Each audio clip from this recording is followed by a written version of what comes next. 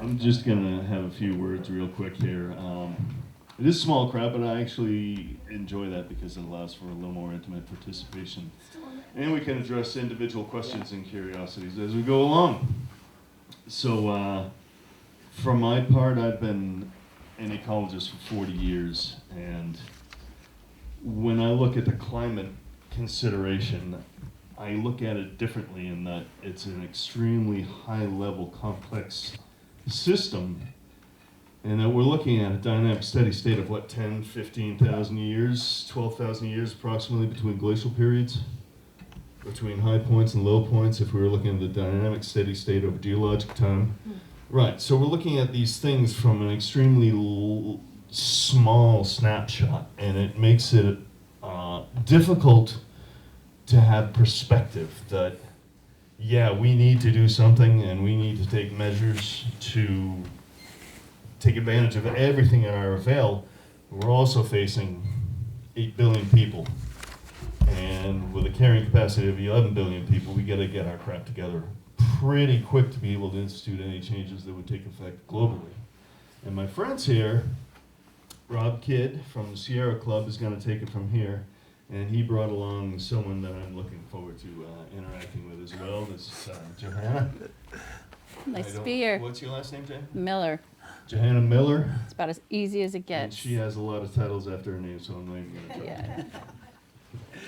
Yeah. You actually have mics, I think. Okay, well, good. First off, thank you, Joel, for inviting me. My name is Robb Kidd. I am the state director of the Vermont chapter of the Sierra Club. And just for those who aren't familiar with the Sierra Club, we're the nation's largest and oldest conservation group, originally formed in 1892 in California, as primarily as an outings group, and then basically connecting people to the outdoors. We got much more political over the years. We're getting involved with conserving lands, and then as well, like 20-something plus years ago, we started getting actively involved with climate change. Because basically, if we don't have a habitable planet to live on, so what if we conserved any trails and we can go hiking? So we need to have that particular work. My program area here in Vermont is I'm dependent on numerous volunteers. I have one of our volunteers, Mark Kleinstedt. He's on our executive committee. He's sitting over there. So if you think I do well, tell him I do great. And I need a raise. No, actually, I get paid well enough now. But we have very active volunteers. But over the last number of years, I've been mostly working on transportation issues because transportation in Vermont is 40% of our carbon emissions. That's the highest sector.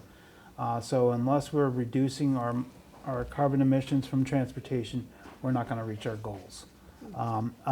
Before I continue with anything further, I'm going to introduce my friend Johanna Miller here, who I work with very closely, and without her work, a lot of the good policies we've been implemented throughout Vermont, we would not have gotten there. She's been a tireless champion fighting for these policies. So I'll let Joey introduce herself, and then we'll go into more of a detailed conversation. Thanks, Rob, and good to be here with you this evening. Johanna Miller.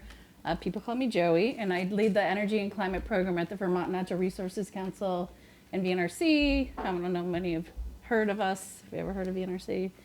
Thank you. We are based in Montpelier. We're a statewide environmental education and advocacy organization. We've been around since 1963, founded by farmers and foresters who understood that a healthy economy is inextricably intertwined with a healthy environment. So we're based in Montpelier, where we work a lot in the legislature, but our work and my work is very much informed by our work with communities, and the biggest privilege of my job is helping to support the statewide network of town energy committees in Vermont. And we tried to do that. It's an informal network, and we tried to do it in a variety of ways, working with communities to support them in advancing their sort of priorities at the local level. So it's a big team effort. Rob said that we work closely together, and we do that. This is a big old partnership. We're 640,000 people in the state of Vermont. A lot of people care about clean air, clean water, climate action, in part because it's about affordability and jobs. So looking forward to telling you a little bit more about the work that I do, and very eager to have questions and hear from you all about what you're doing and how we collectively can be supportive to address some of the challenges that we are facing even more now, with some significant shifts at the federal level. So good, thanks, Joey. So anyway, I don't have to tell you all how disastrous our latest presidential administration is. A lot of people have been really focused on the ICE issues and the social justice issues and how people's lives are being uprooted by this presidential administration. Our democracy is being torn apart. But climate policies and environmental policies are being implemented even worse, I think. And a lot of people aren't aware of it because, yeah, we're concerned about our friends and neighbors. We're concerned about our community, but our climate and environmental policy is being shredded while we look at this. And, just to kind of get at some of the things, the lowlights of this administration. First off, he started off appointing Lee Zeldin, completely the head of the EPA. He's been an anti-environmental legislator for years. He even ran for, I think, for governor in Vermont and New York State. And just to show you how bad he is he is speaking to the Heartland Institute as their keynote speaker, and the Heartland Institute is completely anti-climate change. So the director of the EPA is speaking to an anti-climate change organization. It just shows you how bad. He's cut the staff, decimated it, made them powerless, and it's just getting worse as we go. Doug Bergman is the Secretary of Interior, selling off public lands and is doing Trump's bidding, cutting down on wind, offshore wind. And just another fossil fuel industry lobbyist, totally from the inside, ripping things apart. During this time, immediately Trump revoked the U.S. involvement in the Paris Climate Accords. Only the U.S., Iran, Libya, and Yemen are the only countries not in part of that. It's like, what? It's like, I thought we were a model of good behavior throughout the world. We're not. This one's the big one. Revoked the EPA's 2009 endangerment finding, which declared that greenhouse gases are a threat to public health and welfare. That was one of the biggest, latest things, which actually there may be some good news around that one, which we can talk a little bit later. Dismantled the National Center for Atmospheric Research. You can't say climate change. You can't do research anymore. And taking away these powers. I know prior to the administration coming on, a lot of people saved a lot of the data resource, but we're not doing more public research on this stuff. Hitting Vermont, revoking the Solar for All funding, and making sure people can access solar, the cheapest energy source out there today, and people can access it from their home. This is what hits what I work on, weakening the corporate average fuel economy standards. Both Johanna and I both testified to the Department of Highway Safety and Transportation Administration's hearings on this. Basically, where are they coming out of this? It's anti-science, it's anti-standards. Legally pausing offshore wind multiple times. How many people have heard about that? Shutting down for national security reasons, environmental reasons, why we have to shut down wind turbines off the shore. It's just sickening.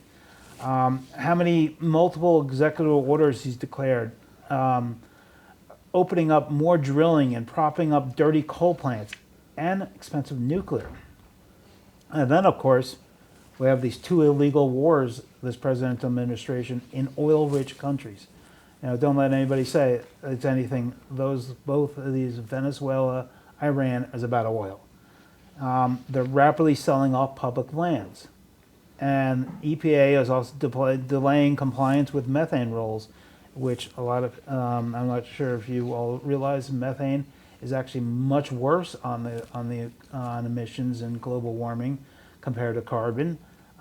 Then even another one where the Justice Department is suing states like Vermont because of our make polluter pay laws. On Monday, there's going to be a hearing down in Rutland where they're trying to dismiss our laws. So this has impacts to here in Vermont. And then, of course, yesterday's big news, Trump is buying out $1 billion to prevent offshore wind. In a time when we need energy and people's rates are going, we have a president who's now paying $1 billion not to have clean energy and to make sure we all have higher electricity rates. That's just absurd. So, you know, Yeah. like it sounds very bleak, and yes, it is. But I'm gonna say there is some good news. The good news is Sierra Club and many of our organizations have been suing the Trump administration, and we're winning. We're winning a lot of these lawsuits, and he's being overturned. It's slowing things down, but we are winning. Sierra Club, we have in Vermont, we have 2 national Sierra Club attorneys who live here in Vermont, and I try to get them to come to do events with me, and they're like, "Oh, sorry, I'm away. I'm fighting some case, shutting down a coal plant in Kentucky. I'm out here in Colorado preventing natural gas." So we are actually winning these cases, but we need to rally up and protect our laws here in Vermont. During the Trump's first administration, we, I think, in the Vermont community, organized very well. We came together. We did some massive protests around climate energy. We did the People's Climate Rally. There was the Nature Conservancy did also their March on Science. There was a lot of action, and we built a movement of people from all generations to challenge what was happening. And from a lot of the good work, we were able to be strong with Johanna's advocacy in the State House and our other colleagues at Vermont Public Interest Research Group, Conservation Law Foundation. We were able to pass some really good laws. And Joey can talk a little bit more about some of these, but we passed the Global Warming Solutions Act, which set our, quote, goals we had and made them into requirements. We also passed the Climate Superfund bill, despite the Governor Scott's non-signing of the bill. He didn't want to sign it because and actually he's doing a pretty poor job trying to defend it. We also updated the renewable energy standard, and we made a lot of critical investments on electric vehicles, support for towns and to become more walkable and bike friendly. So we made a lot of progress, but a lot of those things are slipping because the issues of the day are people are focused on what's happening with ICE and social justice. And in the last election, we're not alone where we lost our supermajorities in the State House. So the supermajorities for the Democrats and progressives, they can't override the governor. So now we have a party of who is emboldened to try to remove us from these policies that we've been implemented. They're trying really hard. Every day there's some other bill that they're proposing, including bringing back nuclear to Vermont, which, nuclear, if anybody's ever studied into it, how much nuclear costs to start up. And it will take years. So the more anybody talks about what's implement nuclear, that's just another tactic for delay and not do anything, because it's not going to happen and it's not going to reduce our emissions anytime soon, and it's going to cost us more money than that. So as I started also saying before, is I've been working on clean transportation issues for the last 7 years, and as that 40% of our carbon emissions come from transportation. And and within a rural state, the best way to do that is to transition to electric vehicles. I saw there's a couple other electric vehicles besides mine that's here. But also reducing carpooling, walking and biking, taking transit. We need to invest more money into those things. We need to advocate for more investments in charging. We need to protect existing transit routes. And we got to continue to make sure our roads and downtowns are safe for all users. So, but there's very little money. And like I said, we're getting attacked left and right. But, we're trying to make sure we don't weaken any other of our programs. So for all you have a better understanding, I'm going to pass it to Joey to fill in as a member of the Climate Council and one of the key environmental advocates pushing for the adoption of the Climate Action Plan. She has this better than I do, so I'm going to let her speak before I come back on at the end. Thanks, Rob. And just, yeah, a little bit more context from where I sit, and happy to also just get into a conversation and answer questions. But I mean, as Rob just shared, and you are, I'm sure, are abundantly aware, if you're showing up tonight and you care about this, the abdication of federal leadership in this moment when the climate crisis is intensifying and the future is clean energy is a travesty, because the world is getting warmer and it's coming home to roost. I mean, I live in the city of Montpelier. My downtown was deluged, on July 10th of 2023, exactly 1 year later, July 10th of 2024, several other communities were deluged.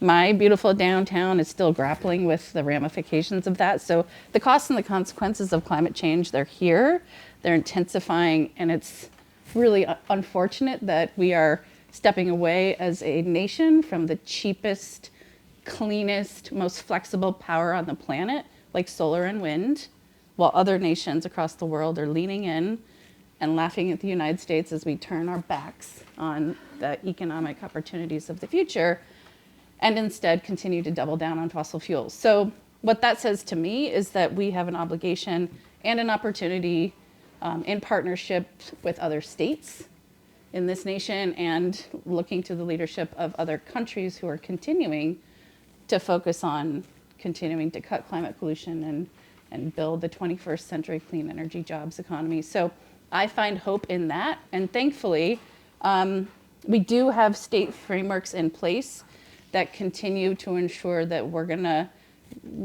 be focused on climate progress in the state of Vermont. I mean, people probably know we've had goals, as Rob referenced on the books, to cut climate pollution in Vermont since 2005. In 2005, we statutorily said, we're going to follow the science, do our part to cut climate pollution by 2012, 2020, and 2030 or something. We blew past the 2012 commitment, fell radically short of that. And in 2020, we continued to fall short, so we said, we're going to get serious about it. We implemented and enacted the Global Warming Solutions Act that says we're going to turn our goals into requirements and do our part to cut climate pollution in line with globally accepted climate science. And now we have this framework in place, the Global Warming Solutions Act, which stood up a climate council of which I'm one of 23 appointed members. There are 8 secretaries and commissioners and 15 other appointees who represent the fuel industry, businesses, manufacturers, agriculture interests, environmental interests, low-income advocates, and beyond.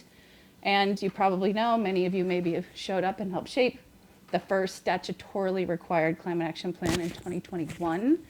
That was the third climate action plan, though, that Vermont has had. We crafted one in 2008 under Governor Jim Douglas, in 2017 under Governor Scott, and in 2021 we did our first statutorily required one. So now we have 4 plans, because we just updated the latest climate action plan. In July of 2025 last year, we adopted a new climate action plan, and all of these plans have long said what we know to be true: you got to reduce fossil fuel consumption, use less energy, and you can do that because now we have more efficient technologies, and transition to cleaner, more renewable energy resources. So we've long known what we need to do. Thankfully, we've innovated as a state, as a nation, and as a world, so we actually have clean energy technologies at our fingertips, and they are more cost effective because they are far more efficient. You get more energy per unit than you do from combustion of fossil fuels. And in Vermont, since we don't mine, frack, or drill, which means we import all of the fossil fuels that we use, it's a huge economic opportunity to get off of them and lean into cleaner, more efficient technologies. But how we do that is really a challenge, and that's what Rob spoke to a little bit, because the upfront cost of clean energy is a hurdle.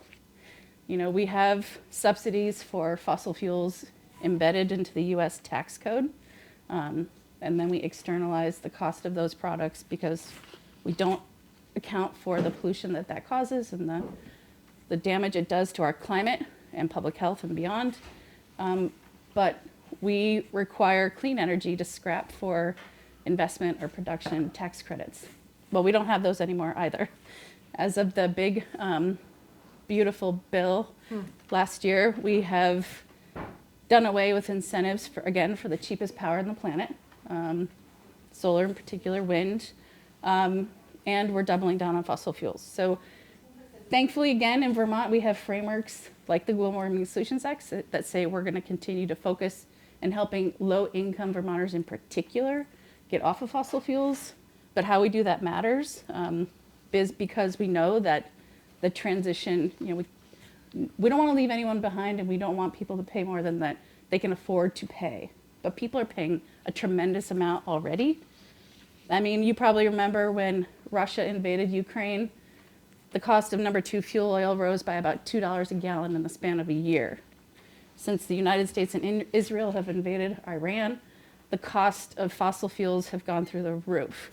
The reality is there's a high cost to the status quo, not only when you care about the climate crisis, which keeps me up at night, but because of the economy and the economics of it.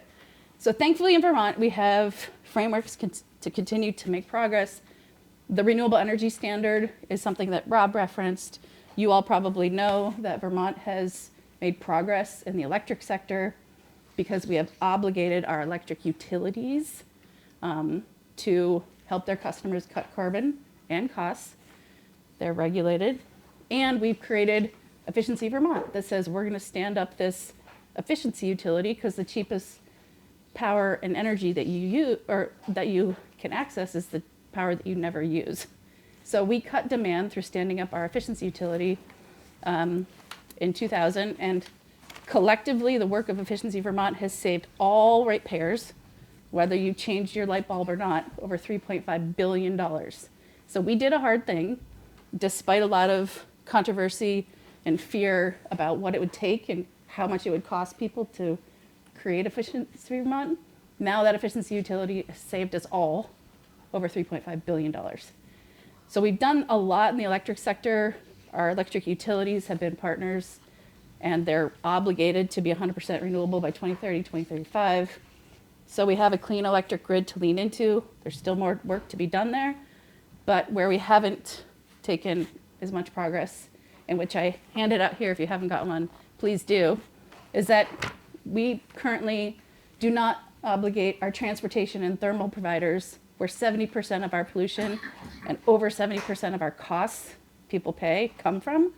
And so people are at the whim of a global commodity market and paying, I read today, $5.52 right now for a gallon of number 2 fuel oil. So you have to fuel up at this moment, you're looking at a monster oil bill. That's unsustainable, unaffordable, unpredictable, and deeply inequitable. So the goal is to figure out what we can do about it in this moment when we don't have a federal partner in progress, but we do still have a commitment among key allies in the legislature. Today I just watched, there's a House vote on the bill to establish a greenhouse gas emissions reporting program. The goal of this reporting program, top recommendation of the Climate Action Plan, was just to get the data about how many fossil fuels, what type, what amount are we using at a community level. Right now we get aggregate data about how many fossil fuels people are using, but aggregate data, especially if you're a planner, and I work with a lot of planners and bless their hearts, you need more concrete, specific data to plan, to do the planning we require them to do at the regional level, and to enact good policies that are smart, strategic, equitable, and affordable. Because we all recognize that this is a challenging moment for people, but the status quo is not serving anyone well. So that bill passed on a total party line vote, unfortunately, because I don't think these issues should be partisan at all. But it gets one step forward in the legislature, establishing a greenhouse gas emissions reporting. So we will know by community how many types and amounts of fossil fuels we are using in the state of Vermont, if the bill makes it all the way through the legislature. So one big foot forward for the House today. It'll be on third reading tomorrow. And maybe we'll have data we need to make informed decisions. All the more important, while the federal government disappears data. And you probably have seen, if you go to some of these websites now, they're just 404, they don't exist anymore. So it's a whole new world, but thankfully we have good people like you and many, many others across the state of Vermont who care about these issues and want to get to work. So just a couple of real quick ones here. I have spent a lot of time working with numerous aspects of the government, and during 45's term is when he first attacked the EPA, but he did not have a plan and he did not have all of his sycophants, because what actually happened was the EPA was shuttered and everything was moved over to UN environmental program. So when I called the EPA looking for protocols on the water quality test, they gave me the UN information, and they were just wonderful. Okay. And they basically said, we're going to be handling the EPA studies from now on. I don't think we have that luxury. But something else I like to throw out as one of these little anecdotes is the fact that, yes, we're also looking at a agricultural season coming up where we're woefully unprepared due to all the trade issues we have been suffering.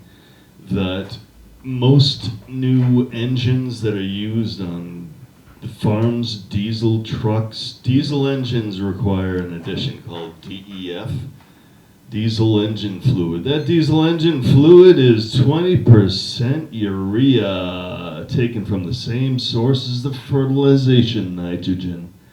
So we're already facing a constriction on the nitrogen. Now we're facing that, and we just lost a major refinery down in Texas today. Valerio went boom. Oh, and by the way, Canada now owns Keystone and the Cross Canada, so literally every bit of Canada's oil can go right around the United States. So good job there, buddy. That's all.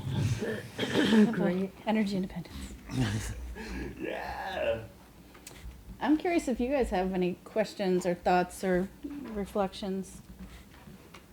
So why is it that, you said that they failed 3 times? To meet the goals? Why did they fail to meet the goals? Well, just they bypassed the deadlines in terms of the original, when we set the 2005 statutory goals, the 2012 was the first deadline. I think it was for a 25% reduction in greenhouse gas emissions by 2012. And we didn't meet that. So were the goals unrealistic, or I mean, did they have a plan to meet the goals? Yeah, when they set those goals in 2005, Governor Douglas was governor at the time. He established, I can't remember the exact name, I think it was the Vermont Climate Commission. And he put together a very robust process with a lot of different stakeholders to come up with a plan to how are we going to cut carbon pollution in line with the science. And it looked at even like the role of our, we're so lucky in Vermont to have farms and forests, and it looked at the role of our agriculture and forestry sector and reducing emissions and sequestering carbon. We had a plan, but if you don't, it doesn't matter if you have a plan if you don't actually have a plan to implement the plan, to actually take the steps necessary to turn the plan into reality. So we had that plan. When President Trump was elected the first time, and one of the first things he did was to withdraw the United States out of the U.S. Paris Agreement, the Paris Agreement, withdrew the United States out of that. Governor Scott, bless him, put together a climate commission, of which I was one of the appointees, and we spent well over a year to come up with another plan. But if you don't act on the plan, it doesn't. Basically the governor came out there and refused to enact everything because he would go on to his wish list of it's going to raise rates, it's going to be a tax, we can't stop this, it's going to hurt so-and-so, this business. And they just had no power to do anything. And that was why we wound up working to adopt the Global Warming Solutions Act, which put legally required goals and made them requirements, and then also has an important provision of what's called the citizen suit provision that allows citizens to sue the state for not following through on their plan. You know, so basically it was all political rhetoric, his original plans. Although that's consistent with, you know, town plans. Town plans have aspects that try to address affordability and, you know, habitat preservation and whatever, and it's in the implementation of those plans. If we spent half as much money, half as much effort on implementing the plans as we do in developing the plans, we probably would be much further ahead. But it seems like the devil is always in the details, actually executing the actions and the tasks in those plans. And, you know, you can go round and around and around wordsmithing, and as you said, that changes nothing until you actually implement the plan. I'm wondering what your thoughts are about affordability. We constantly need to keep in mind 20 and 30-year-olds who are feeling royally screwed by everything, cannot get a toehold in anything. And lately we've paid a lot more attention to affordability. And I'm sometimes worried that under the cape of affordability, we will be able to run roughshod over environmental and energy sorts of legislation that may or may not result in 30-year-olds being able to get a toehold into our little culture here we have. What are your thoughts on that? I'll go first. Sure. I mean, I guess I would say that I am not the one that was. Environmental protection and a healthy environment is, for me, is not at odds with affordability and clean energy and climate action. Ask any young person if they would prefer to work in the clean energy sector, which is thriving, or the fossil fuel sector. And you bet your booty, the interest in clean energy and being part of the clean energy revolution, where you can put a 20 or a 30-year-old to work in a household, you know, like surviving job. I mean, like be totally transparent. Like my husband works in the solar sector. He's a Springfield, Vermont native boy. Like he wanted to work in the clean energy industry. I want him to work in the clean energy industry because that is the industry of the future. But you need to be able to make a living that sustains a family or a future. And so that's where I think that like, it's just such an abdication of opportunity to be like, we're not investing in clean energy and yeah. No, keep talking. And instead of like focusing on policies that support and drive towards that, even at the state level, we're continuing to prop up fossil fuels, but we're certainly doing it at the federal level. And I think that is just such deeply damaging for young people and future generations. And among the people that had made the Global Warming Solutions Act possible and who are still showing up, bless their hearts, are young people. Just 2 weeks ago, you had over like 70 young Vermonters stepping away from school, not because they just want to cut class, but because they care about their future. Right. And they're like, you don't do something about climate change now, not only putting me to work and my friends to work in clean energy jobs and like the resilience system of the future, like we're in a heap of trouble. Sure, yeah, I'm not disagreeing with you. Yeah, no, I know you're not, but it's just. So talking about affordability and the economy, this is something I think a lot of people always miss. And in the Energy Action Annual Progress Report, there's a great little chart here that basically shows the average annual fossil fuel spending in Vermont and how much money leaves the state. When we spend money on fossil fuels, 76% of that just leaves the Vermont economy. Does not stay here. It's gone. And so basically $1.62 billion that's spent in Vermont leaves. But if we spend it on electricity, 59% of the money stays here in Vermont. Over $566 million, this is current numbers, but 41% leaves the state. So a lot more money stays here in Vermont, keeping things affordable because there are going to be more jobs. People have more money because it gets circle, or there's like a term called the multiplier effect. That, like, you know, when you spend money around the local community, it stays here because then it supports the local library because we have the tax revenue. Then it supports the local sports shop because there's people working and they have money. They supports the restaurant. And then it goes in this whole cycle. It just keeps money going. It keeps jobs happening. But when you think of this constant one-sided dimension where we just send money off to oil sheiks and oil corporations, that's not helping Vermonters at all. It's penalizing us. So that's why a lot of our work has been transitioning towards adopting cold weather heat pumps, being much more efficiency of vehicle electrification. You know, that is like one of the areas that is a lot of progress is in vehicle electrification, because you're in Green Mountain Power territory here, correct? Yeah. Little both? Co-op. Okay. Okay, well, Green Mountain Power, if you have an electric vehicle, your rate, you pay about $1.20 equivalent power per gallon. So when you see that almost $4 a gallon now, what I pay for my electricity for my electric vehicles is $1.20. The cost of the life cycle cost of an electric vehicle is much lower, the total life cycle of the car. Now, the upfront cost is a little bit higher. That's why actually in the climate action plan that Joey worked on, it calls for incentivizing electric vehicles. It calls for supporting these. And we had a great program in Vermont called the Mileage Smart, which helped low-income Vermonters access used EVs, because not everybody, especially the lower income brackets, can afford a new car. So we had a used EV, or actually even for hybrids, because it was kind of helping because we didn't have the technology.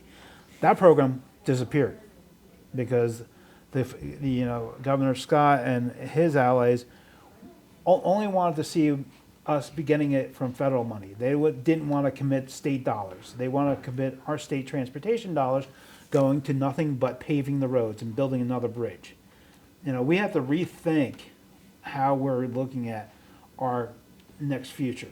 So that's where I said with affordability, there are alternate ways to do this and make it cheaper instead of keeping people tied to the expensive fossil fuels, which, we're at the whim of whatever war is happening, or whatever fossil fuel executive, or whatever the oil sheiks in Saudi Arabia want us to do. So there's a lot more affordability. I would just add some of the costs of oil and gas is this war we're doing now. I mean, the lives lost in the military expenditures. And one thing I heard Bill McKibben speaking, and I know you all heard this probably, that in Australia now, for 3 hours a day is free electricity because they have solar panels and wind, and so they have so much, it's free. So if you have a battery in your home or you have an electric car, you're not paying $1.20 a gallon, you're paying $0 a gallon. And that's what we could do here. We've got mountaintops, we can put windmills, we can put more solar panels, etc. So I just want to ask, the data is being taken off all these sites. Is there some place that you might recommend where there is a repository of that data now? Or is it scattered all over? I don't know exactly. I know some entities are trying to hold on to data. Scientists, I don't know, but I am trusting that somebody has some of that. One other, I want to put a little bit of a finer point as to your question about the goals that we missed by a long shot. One of the reasons that we're missing our goals is because it takes an upfront investment. Like Robb said, we talked about, and we've had those goals on the books for a long time, as we talked about. I mean, just for example, in 2013, I think it was, 2012, 2013, Governor Shumlin put together a thermal efficiency task force. It was a year-long endeavor to, how do we get Vermonters off of fossil fuels for heating, like a transitional, like move them to more efficient, cleaner heating technologies. Heat pumps hadn't even really evolved to that point, but we still had technologies that would have, like weatherization strategies, that would just save people money.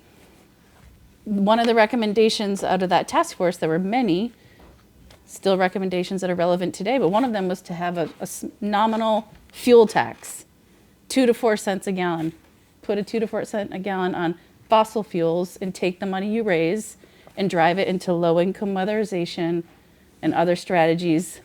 But before it even had the opportunity to have a fair conversation in the legislature, it was labeled a fuel tax and it was politically dead on arrival.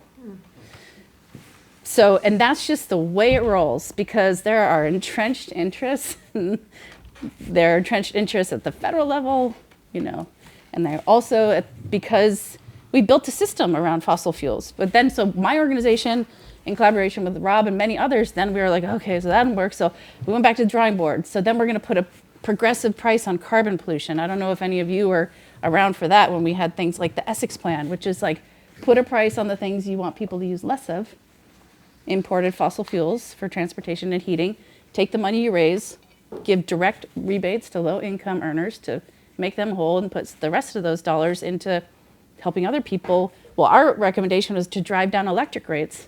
If you want people to electrify more, put a price on fossil fuels, take the money, some of the money, make low-income people whole, and then take the rest and drive down electric rates to incentivize the things you want people to use more of. That also was politically dead on arrival. It's hard. The status quo and inertia are two very powerful things.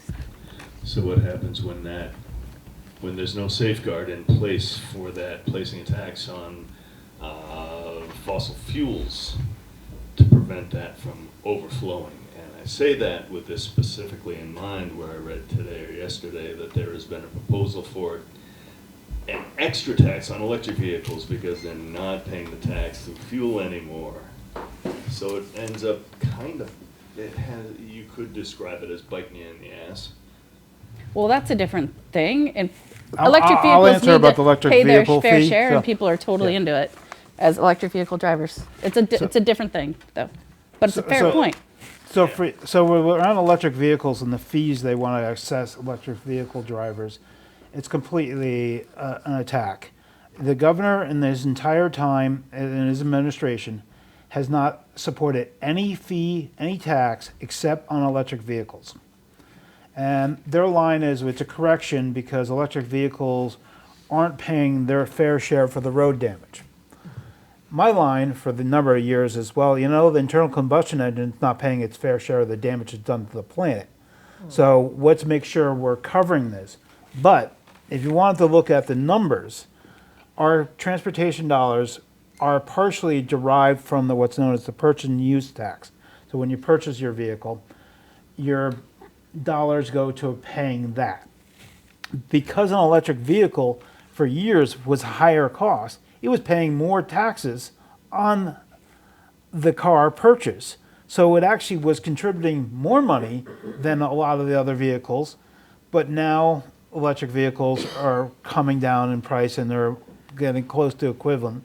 So there is that. Now, we at the Sierra Club advocated for years to not tax electric vehicles because it was an emerging market. And our line was until we reach 15% of the market share. We're at 15% of the market share, so we backed away, and they did adopt 2 years ago an EV registration fee, which was kind of fair because, okay, we covered that, it's simple.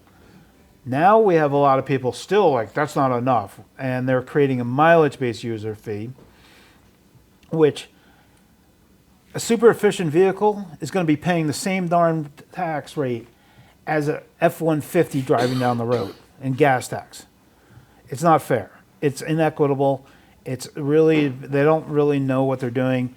They're not collecting money from out-of-state drivers for this. You know, our current gas tax revenue, 25% of those revenues come from out-of-state drivers. Now, electric vehicles, if you're only charging a mileage-based user fee, we're getting 25% of the drivers who are coming into the state of Vermont not going to pay our fees. and you ask them, oh, well, what are all their alternatives? Oh, we really don't have anything. You know, I got the best one, simple solution. The rooms tax. Most hotels in Vermont are used for out-of-state travelers. You add that little 1% onto it.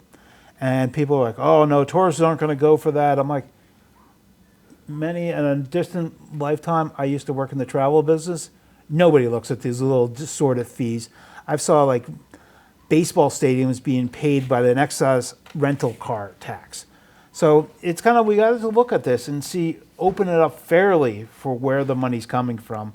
But the gas tax, nobody wants to do anything with the gas tax.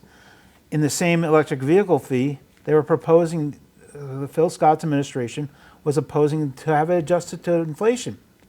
You ask them to do that to the gas tax? Oh no, you can't do that because that's going to hurt Vermonters. Well, go back to that stat I just told you about how much money we're sending out of state and out of country to pay for fossil fuels.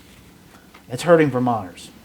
So, and That I know of in Vermont, here in Vermont, I think we're the only state in New England that does not have Easy Pass. well, we don't have tolls. Exactly, that's what I'm saying is, everyone else in New England that comes through is expecting tolls. And it's sitting right there. No one's gonna think twice if they're coming from us. And the people in this state are gonna complain about whatever you do. Hi, my name is Michael Oman. I am chair of the Underhill Energy Committee.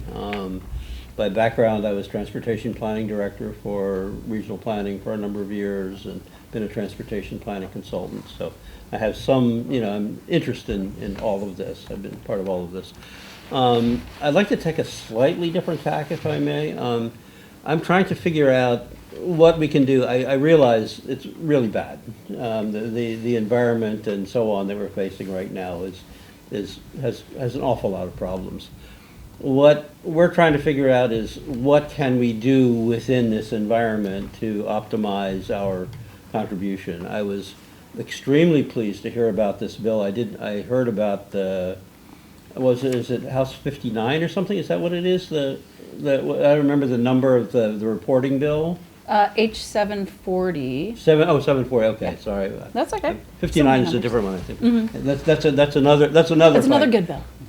But in any case, that's been something that I've been pushing for a very long time. I've been talking with Ann John over at Regional Planning and all of those folks. Basically, as I've believed for many years, and I've heard for many years, you get what you measure. And we haven't even been measuring. We say this is also important to us, and we aren't even measuring it. I can't tell anyone in my community. I've been pushing weatherization, I've been pushing heat pumps as part of our organization. I cannot tell you definitively if we have made any difference whatsoever in Underhill toward improving any of that stuff. Same thing with EVs. We drive an EV. I figured out it's not only the cost per unit of energy, but I also figured out we get the energy equivalent of 150 miles per gallon on top of that $1.20 gallon of gas.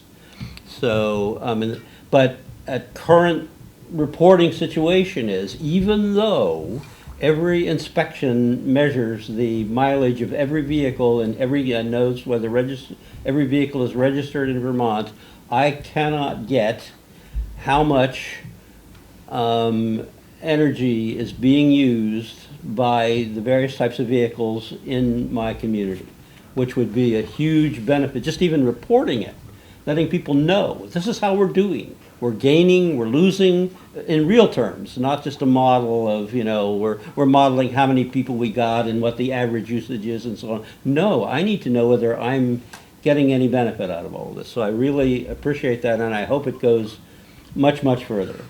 But my big question is, we seem to have completely lost the thread. I am currently down on my committee to a bare quorum.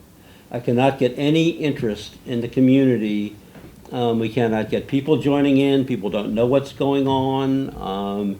So the question we are building a culture that does all of these things. If we want this stuff to be realized in the State House, we're doing okay at the federal level, certainly in terms of our representation, but even within the State House and what have you, although our representation there is also extremely good here in this particular area, so I can't complain about any of that. But just for people need to have the culture, this matters.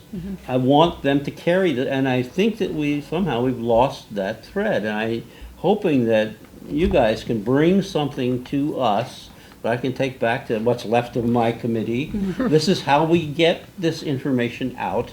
This is how we engage our communities in dealing with this, because it is absolutely critical. And you know, one of the things I've been pushing, for example, I managed to get interviewed when we set up a table at town meeting, and I said, you know, the economic fundamentals are still there.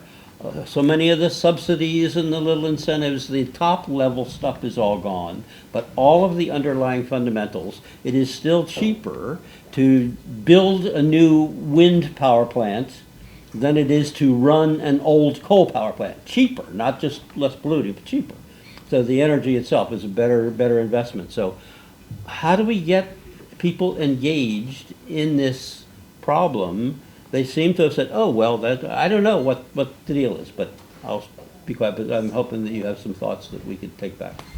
Well, first, let me just appreciate your experience and what you noted as the value of having data in terms of supporting the RPCs and good planning and energy committees.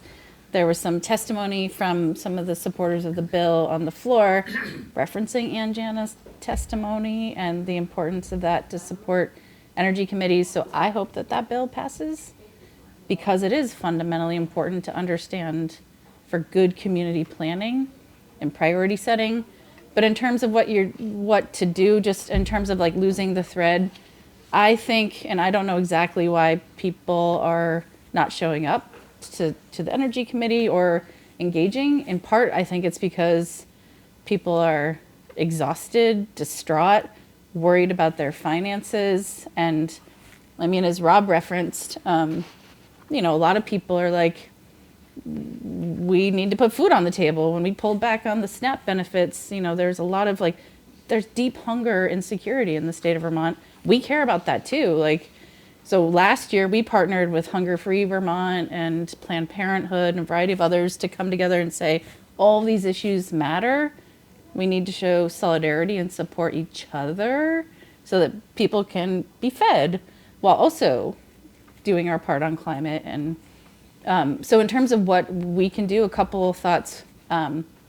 First of all, we're putting together with a variety of different organizations, ACLU of Vermont, Migrant Justice, Vermont Businesses for Social Responsibility, so many others, on April 11th, a Change Makers Summit, which is all about, it's going to take place in Waterbury at Harwood Union High School. Hot off the presses, Congresswoman Ballant is going to be there. We learned that today. But the whole gist of this summit is really people are feeling burnt out and anxiety ridden about just basic fundamental household issues, not to mention the climate crisis, which is what has long motivated me, but also as a human, I want people to be fed and housed. So in terms of like Maslow's like hierarchy, I think we got to start there in some ways, while also not abdicating other things. So please put April 11th on your calendar. We've got other good people, and it's really all about answering that question, how do we organize, show up, step into this moment in a variety of ways through workshops and networking and all kinds of good stuff. In the energy and climate space, one thing I'm hopeful is that there's going to be a plug-in portable solar bill that advances this session. You know, a lot of people, I think, you know, net metered solar, bigger solar projects, which, you know, have benefited a lot of people and communities, and I think including some of yours, saving money.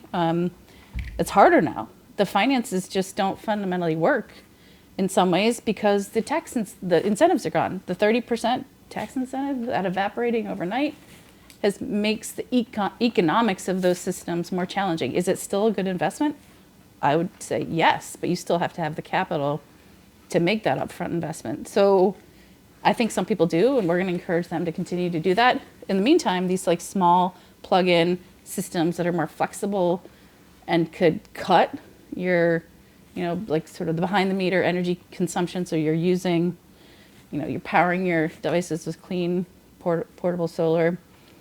I'm hoping that moves, and fundamentally one of the reasons not only do I think it will have clean energy and economic benefits, but I will see it as an organizing tool to remotivate energy committees. And you know what? One of the things I love most about it is when we're out there with like the solar panel, it's just a basic solar panel. People love it. And not just like the converted people like you and me, but like other people, like a lot of people. Like it's sort of it's an opportunity to talk to people about these issues who also want energy independence and to get off of fossil fuels and economic security. And it's one, I think, way to do that. So an organizing opportunity. A couple of ideas. What's the status on the balcony solar at this point? It passed the Senate. It's in-house energy. It will pass. They're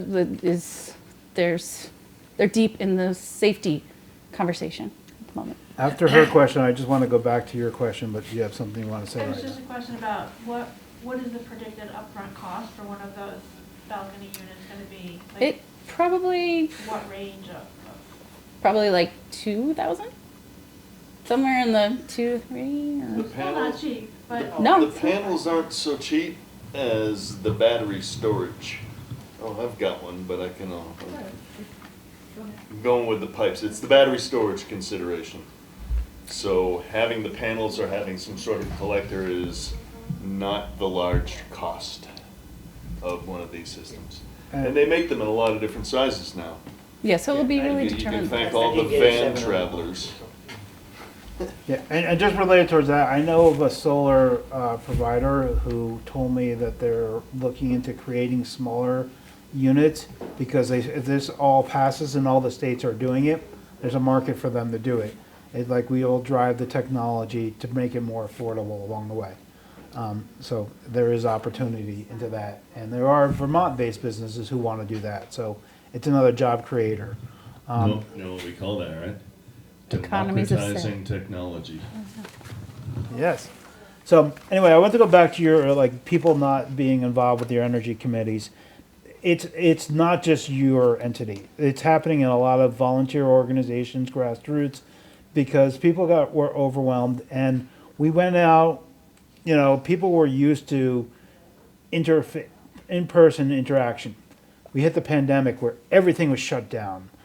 Everybody couldn't even talk to even their family members. So everything wound up becoming this little screen. And now what I've even seen within our world is everybody's just talking to our same people. We do a webinar, it's the same 50 people who showed up on the webinar. We're not going out to communities. So when Joel invited me to come here to this, I said yes, because we need to have these conversations in these communities, not just in Montpelier or our little Zoom bubble. But I would show up for the webinar. Huh? I would be one of them showing up for the webinar. Thank you. Right, but we have some of those other who aren't showing up at the VCAN event, the Energy Action Network conference, who are not coming into Montpelier because you're busy with the working or with the Sierra Club, we've been doing some more outings where we're going outdoors, connecting with people, and having conversations with people while we're out for a hike. Finding different ways to be building community with each other, I think is the only way we're going to be able to overcome these things. And the more we do it in more places is important. So with like the Sierra Club, we're mostly a volunteer organization, and we're just about to, I officially offered somebody a job to help me coordinate more of that. So we're going to be doing more activities like that and having discussions in a lot of other places because it's a lot of work, and to build community, you have to be intentional. But your involvement with the Energy Committee is great, and Johanna has been coordinating the Energy Committees for I don't know how. 500 years. It's been a really Yeah, for a long longer time. It's a great resource, but Newcomer, right? Yeah. but we need people, and we need your friends and neighbors to get involved, and so you can even do these kind of discussions at your home, or it's like, hey, let's talk about it, or if you have solar panels or an EV, show it to somebody. One of my favorite events that we've done over the years, I've done Drive Electric Week events and Drive Electric Month, where we're showing off EVs and having people tell other people about their experiences with the cars. Because you go to the car dealer, they're going to sell you whatever is going to make them a lot of money. They don't care if they can sell you a gas-powered vehicle, they're going to do it in a second. But if somebody goes and shows their car off at an EV show. We've done an EV fair for 3 years running now. We're looking to expand it this year substantially. Okay, great. That's great.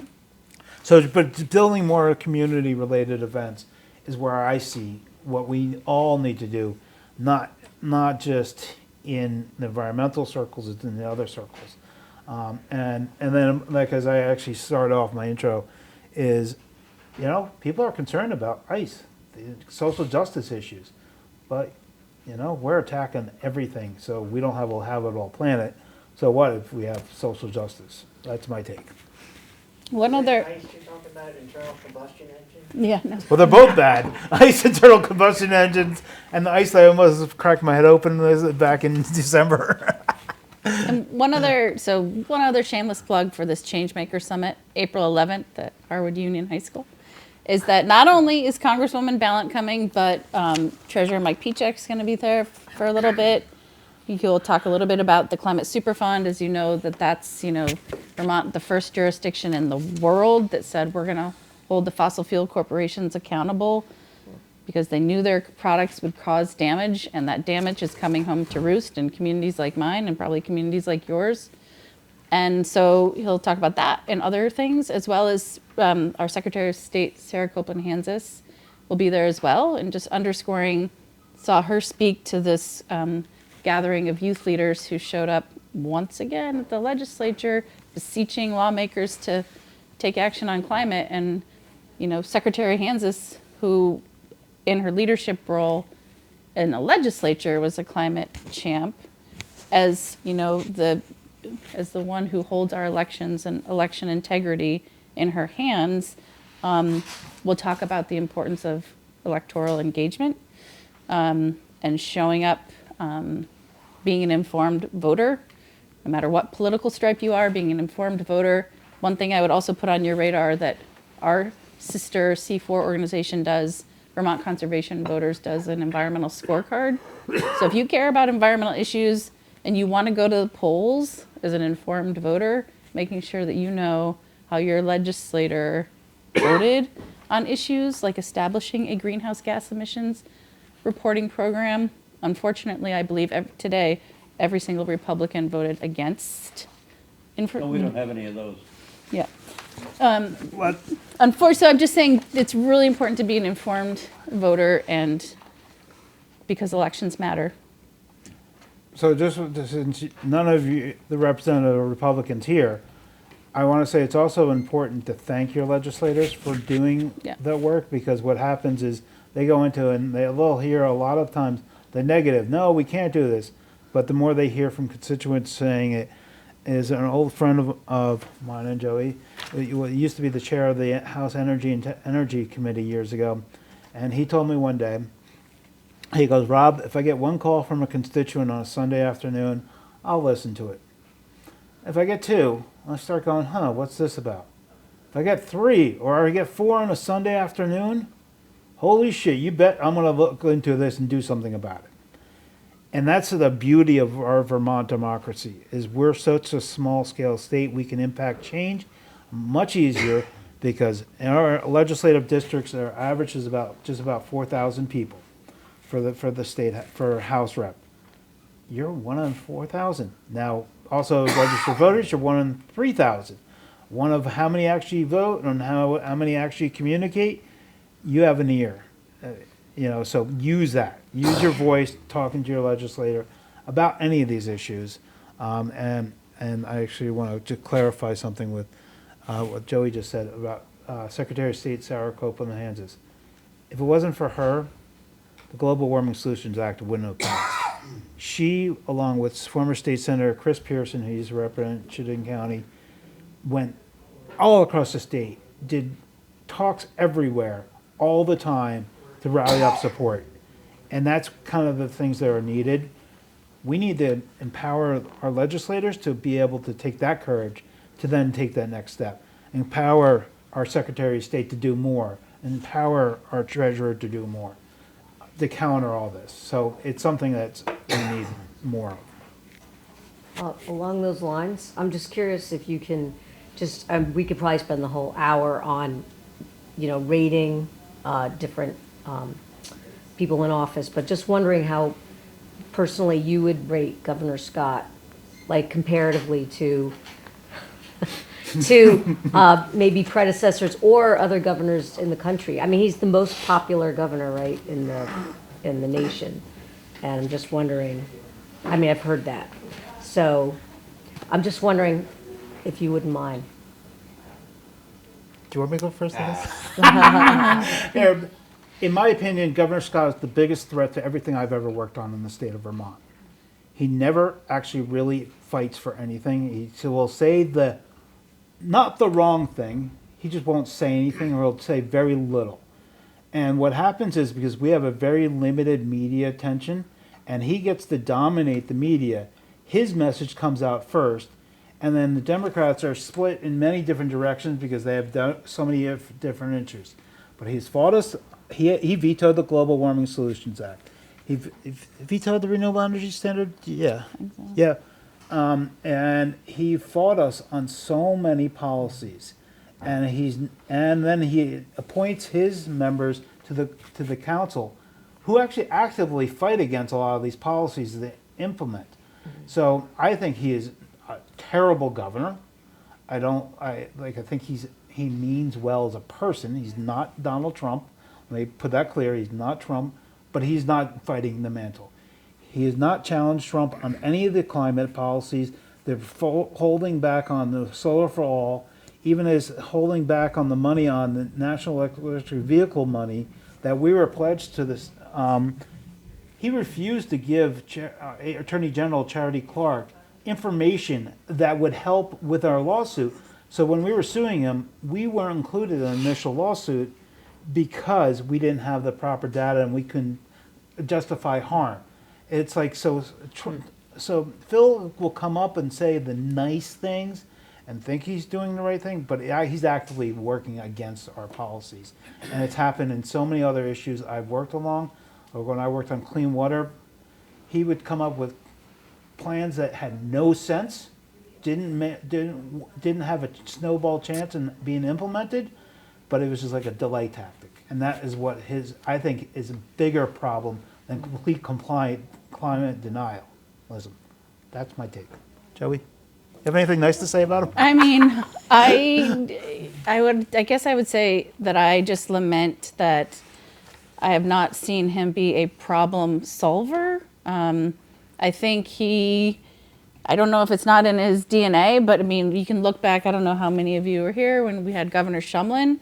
Whatever you think about Governor Shumlin, he appointed great people with expertise to his agencies. He empowered them to try to solve hard things.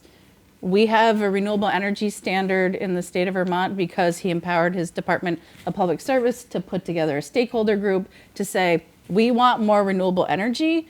We want to obligate our utilities to procure it, and they were willing. They were participants in that. And we want our utilities to help customers cut costs and carbon.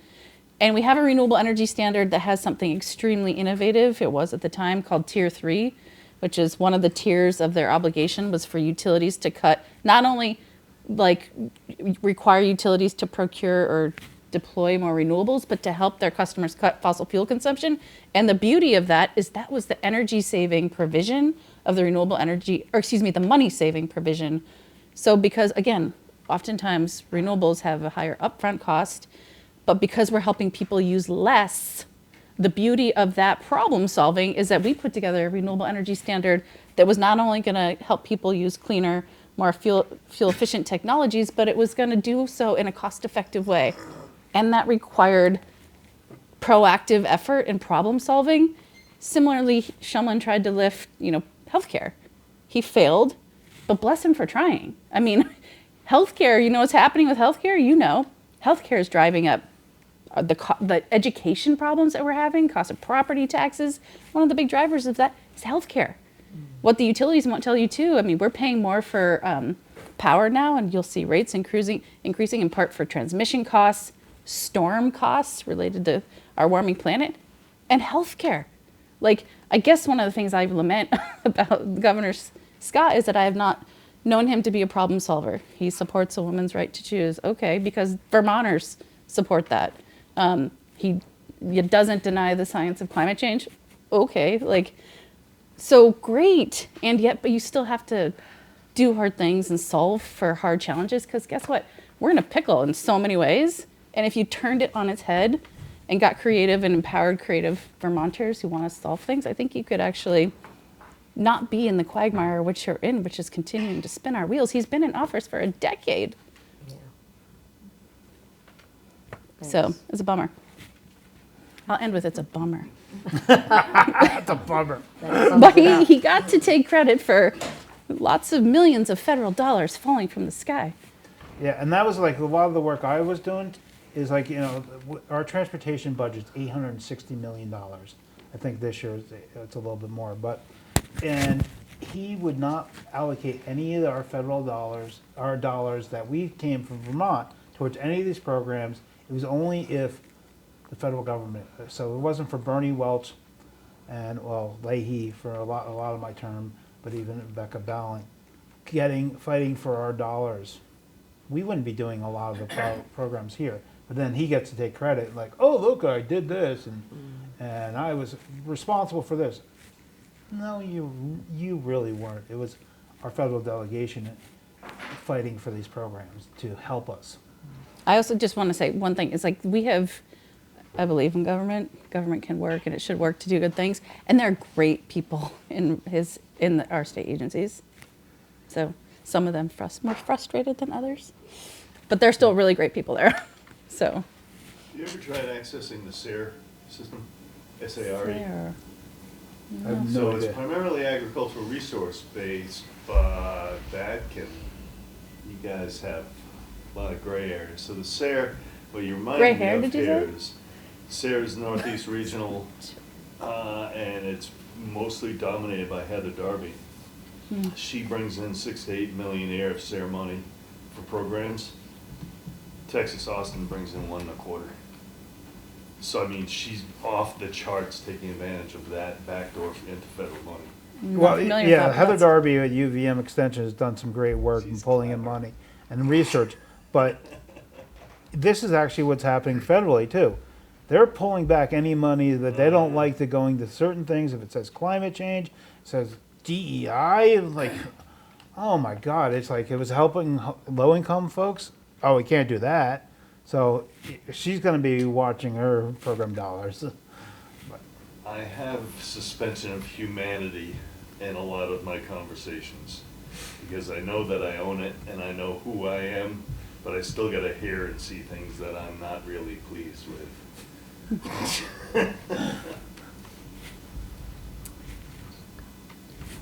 Anybody? Well, this is actually good. I was hoping we turned into question and answers because I prefer that. I have enough to talk about, and I have a closing couple things, but I'm fine talking more. Man, no, I think we're in a good spot. Sounds good. April 11th. April 11th, people. But there's some other things you can do too as well. Oh, yeah.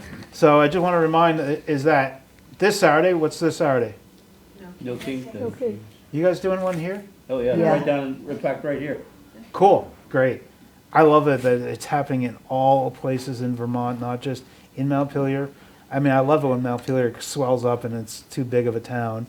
It feels great on that. Yeah, But like Burlington, 3 different marches, and Rutland, so. We have 800 people out here. We have a total population of 9,000. Amazing. Take a lot of photos. Yeah, but that's those type of things are really critical because more people see you out there.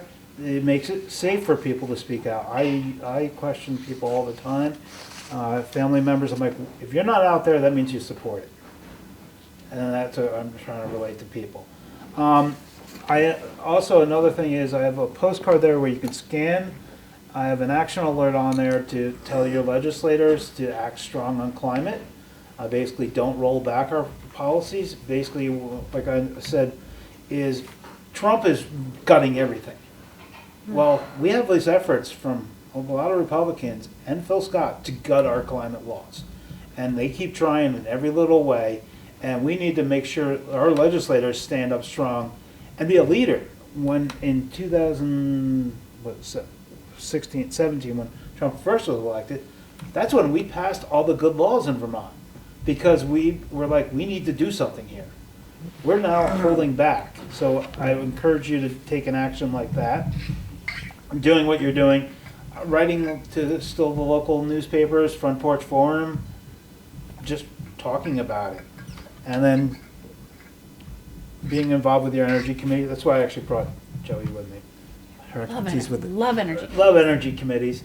I think that's Do the what we most can. critical thing you can do, because the work you're doing in your town, helping people adapt, and we get the numbers soon for you, it'll be even better. Yeah. So continue doing that, but then also within the Sierra Club, I rely on volunteers, and I have a legislative team, transportation team, a political team, and I think elections is really helpful to get new people elected. You're going to have a couple, I think, yeah, this district is, I think there's going to be a competition for the Senate seat. So, get involved with elections. This is where we can make sure you have the strongest candidates at the State House to do something. Know the lieutenant governor race. That's really important. I don't have anything nice to say about John Rogers, the lieutenant governor. I think we need to, he's in Montpelier fighting. He actually said in some press conference was, we got to keep Vermont great again. Uh-oh. And then he was like, and we got to win this culture war. So he's in a different planet than a lot of us are who are fighting for climate change. So get involved with those elections. And you can do it with me if you want. What do you think of Ryan? Take that offline. Yeah, yeah. One- The Sierra Club, we have not made any endorsements yet. We do No, get you involved, did but some other time. yeah. I personally had good experiences with him. I just don't know if he's at that. That's a pretty big jump. Yeah. Publicly, I can say he's worked with Congressman Senator Welch. He used to be work I've with had him, great experiences and I've with had some good things working with him. So One You guys want a last data anecdote? Okay, that's a warm. I have no idea what you're asking me. So, 2.5 years ago, there was a news blurb about John Deere, Oracle, and Starlink getting together for data collection of agricultural systems. That was actually my idea, and it was implemented with my partner's software. So we literally have over 100,000 farms that we're collecting active data on. The Starlink was before he went totally nuts, and he is unfortunately in that back room with a lot of us. But we got it free for every farmer that picked up the system. So we're putting Starlink wireless and data sensing capabilities on every farm, and that actually was part of a component for what I had originally proposed, which was securing the food system from cyber threats. And there have been a lot of those, including after the hurricanes hit North Carolina. Russia tried to force magnitude on us, and they attacked the U.S. water systems to try and take out the utilities that were already getting hit by the hurricanes. And now we stopped that, and a lot of it was based upon work that my partner and I did. But the bottom line here is that the ag aspect of what we had our fingers on is part of what's known as a planetary data collection unit, and this is where it gets a little concerning. All of the data on the planet Earth is being backed up to orbiting data center. Ooh. So yeah, we got it. Or somebody's got it. Well, I just wanted two really quick things. One last plug for April 11th.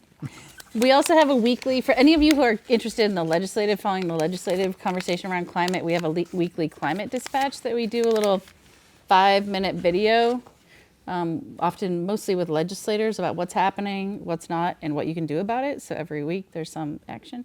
And then lastly, this has been such a privilege to get out of Montpelier, where I live, work, and play a lot, and to come to a community, have a conversation with you good people. So if there are other opportunities, or if you have ideas for things that we can co-create, knock on our door, because we're always open to ideas.